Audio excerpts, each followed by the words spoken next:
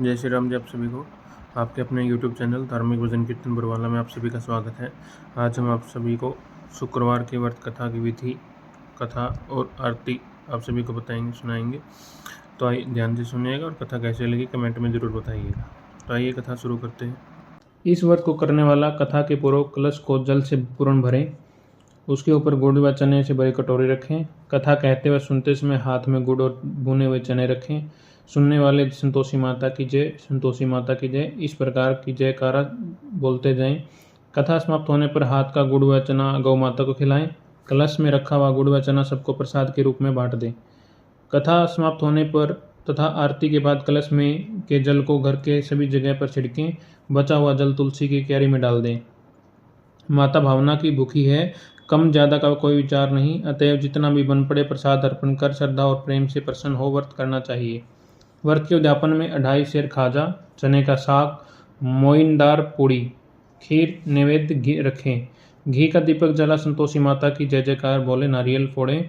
इस दिन घर में कोई खटाई न खाए, न दूसरों को खटाई खाने दें। इस दिन 8 लड़कों को भोजन कराएं। देवर जेठ घर के ही लड़के हों तो दूसरों को बुलाना नहीं। अगर कुटुंब में न मिले तो ब्राह्मणों के, रिश्तेदारों के या पड़ोसियों के लड़के बुलाएं। उन्हें भी खटाई की कोई वस्तु न दें तथा भोजन करा यथाशक्ति दक्षिणा दें। आइए अब आप सबको शुक्रवार व्रत की कथा सुनाते हैं। एक समय की बात है, एक नगर में काश्यप ब्राह्मण और वैश्य जाति के तीनों लड़कों की परस्पर गहरी मित्रता थी। उन तीनों का विवाह हो गया था। ब्राह्मण और काश्यप के लड़कों का गोना भी हो गया था, परंतु वैश्य के लड़के का गोना नहीं हुआ था। एक दिन काश्यप के लड़के ने कहा, हे मित्र, तुम मुकलावा करके अपनी स्त्री को घर क्यों नहीं लाते? स्त्री के बिना घर कैसा बुरा लगता है। यह बात वैश्य के लड़के को जच गई। वह कहने लगा कि मैं अभी जाकर मुकलावा लेकर आता हूँ। ब्राह्मण के लड़के ने कहा कि अभी मत जाओ, क्योंकि शुक्र अस्त हो रहा है, जब उदय हो जाए तब जाकर ले आना। परंतु वैश्य के लड़के को ऐसी जिद हो गई कि किसी की प्रकार के नहीं माना। जब उसके घर वालों ने सुना तो उन्होंने भी बहुत समझाया, परंतु वह किसी प्रकार से नहीं माना और अपने ससुराल चला गया। उसको वहां हुआ आया देखकर ससुराल वाले भी चकराए। जमाता का स्वागत जमाई राजा का स्वागत सत्कार करने के बाद उन्होंने बहुत पूछा कि आपका कैसे आना हुआ। वैश्य पुत्र कहने लगा कि मैं पत्नी को विदा कराने के लिए आया हूँ। ससुराल वालों ने भी उसे बहुत समझाया कि इन दिनों शुक्र अस्त है, उदय होने पर ले जाना, परंतु उसने एक न सुनी और अपनी पत्नी को ले जाने का आग्रह करता रहा। जब वह किसी भी प्रकार से न माना तो उन्होंने लाचार होकर अपनी पुत्री को विदा कर दिया। वैश्य पुत्र पत्नी को एक रथ में बैठाकर अपनी घर की ओर चल पड़ा। थोड़ी दूर जाने के बाद मार्ग में उसके रथ का पहिया टूट गया और बैल का पैर टूट गया। उसकी पत्नी भी गिर पड़ी और घायल हो गई। जब आगे चले तो रास्ते में डाकू मिले। उसके पास जो धन, वस्त्र और आभूषण थे वह उन्होंने छीन लिया। इस प्रकार अनेक कष्टों का सामना कर जब पति पत्नी अपने घर पहुंचे तो आते ही वैश्य के लड़के को सर्प ने काट लिया। वह मूर्छित होकर गिर पड़ा। तब उसकी स्त्री अत्यंत विलाप कर रोने लगी। वैश्य ने अपने पुत्र को वेदों को दिखलाया और वैद्य कहने लगे कि यह 3 दिन में मृत्यु को प्राप्त हो जाएगा। जब उसके मित्र ब्राह्मण के लड़के को सारी बात का पता लगा तो उसने कहा, सनातन धर्म की प्रथा है कि जिस समय शुक्र का अस्त हो कोई अपनी स्त्री को नहीं लाता, परंतु यह शुक्र के अस्त में स्त्री को विदा करा कर ले आया है। इस कारण सारे विघ्न उपस्थित हुए हैं। यदि यह दोनों ससुराल वापिस चले जाएं और शुक्र के बाद उदय होने पर पुनः आए तो निश्चय ही विघ्न टल सकता है। सेठ ने अपने पुत्र और उसकी पत्नी को शीघ्र ही उसके ससुराल वापिस पहुंचा दिया। वहां पहुंचते ही वैश्य पुत्र की मूर्छा दूर हो गई और साधारण उपचार से ही सर्प विष से मुक्त हो गया।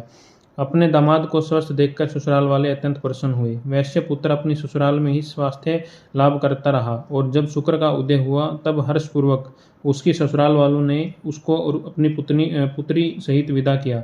इसके पश्चात पति पत्नी दोनों घर आकर आनंद से रहने लगे। इस व्रत के करने से अनेक विघ्न दूर होते हैं, सभी प्रकार के मनोरथ पूर्ण होते हैं और हर व्यक्ति को यह व्रत करना चाहिए। शुक्रवार की व्रत कथा यहीं पर समाप्त होती है। बोली संतोषी माता की जय। जय माता दी। आइए माता रानी की आरती करते हैं। जय संतोषी माता मैया, जय संतोषी माता, अपने सेवक जन को सुख संपत्ति दाता। ओम जय संतोषी माता। सुंदर चीर सुनहरी माँ धारण किन हो, मैया धारण किन हो, हीरा पन्ना दम के तन श्रृंगार किन हो। ओम जय मई संतोषी माता, मेरु लाल छटा छवि बंधन कमल सोहे, मैया बंधन कमल सोहे, मंद हस्त करुणामयी त्रिभुवन जन मोहे। ओम जय संतोषी माता। स्वर्ण सिंहासन बैठी चंवर ढुरे प्यारे, मैया चंवर ढुरे प्यारे, धूप दीप नैवेद्य मधुमेवा भोग धरे न्यारे। ओम जय संतोषी माता, मैया जय संतोषी माता। गुड़ अरुचना परम प्रियता में संतोष कियो, मियता में संतोष कियो, संतोषी कहलाई भक्तजन विभव दियो। ओम जय संतोषी माता। शुक्रवार प्रिय मानत आज दिवस सोही, मैया आज दिवस सोही, भक्त मंडली आई कथा सुनत मोही। ओम जय संतोषी माता। मंदिर जगमग ज्योति मंगल ध्वनि छाई, मैया मंगल ध्वनि छाई, विनय करे हम बालक चरणन सिर नाई। ओम जय संतोषी माता। भक्ति भावमय पूजा अंगीकृत कीजे, मैया तुम धारण कीजे, जो मन बसे हमारे इच्छा फल दीजे। ओम जय संतोषी माता, मैया जय संतोषी माता। दुख दरिद्र रोगी संकट मुक्त किए, मैया संकट मुक्त किए, बहुधन धान्य धरे घर सुख सौभाग्य दिए। ओम जय संतोषी माता, मैया जय संतोषी माता। ध्यान धार जाने तेरो मनवांछित फल पायो, मैया मनवांछित फल पायो, पूजा कथा स्वर्ण कर घर आनंद आयो। ओम जय संतोषी माता। शरण गहे की लज्जा राखियो जगदम्बे, मिया रखियो जगदम्बे, संकट तू ही निवारे दया मई माँ अम्बे। ओम जय संतोषी माता, मिया जय संतोषी माता। माँ संतोषी की आरती जो कोई जन गावे, मिया प्रेम सहित गावे, रिद्धि सिद्धि सुख संपत्ति जी भर के पावे। ओम जय संतोषी माता, मिया जय संतोषी माता। अपने सेवक जन को सुख संपत्ति दाता। ओम जय संतोषी माता। बोली संतोषी माता की जय हो। संतोषी माता की व्रत कथा यही समाप्त होती है। बोली माता रानी की जय। संतोषी माता की जय।